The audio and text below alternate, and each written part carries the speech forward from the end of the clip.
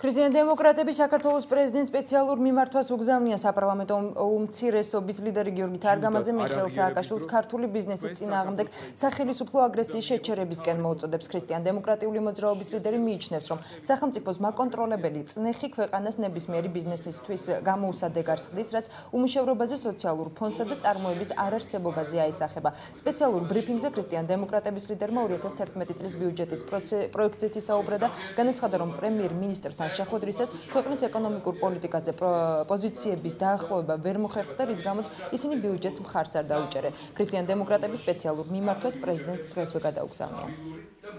არ არის შეცდომების ჯიუტად არ აღიარების დროს თქვენ საქართველოს პრეზიდენტმა უნდა მიიღოთ მთავარი პოლიტიკური გადაწყვეტილება და შეაჩეროთ სახელისუფლებო აგრესია ქართული ბიზნესის წინააღმდეგ. ბატონო პრეზიდენტო, მოგიწოდებთ ადეკვატურად შეაფასოთ არსებული საფრთხე და ყველაფერი გააკეთოთ, რათა წერტილი დაესვას მეწარმეთა დევნას და ბიუჯეტის შევსებას დაჭერილ ბიზნესმენებთან გაფორმებული საპროცესო შეთანხმებით.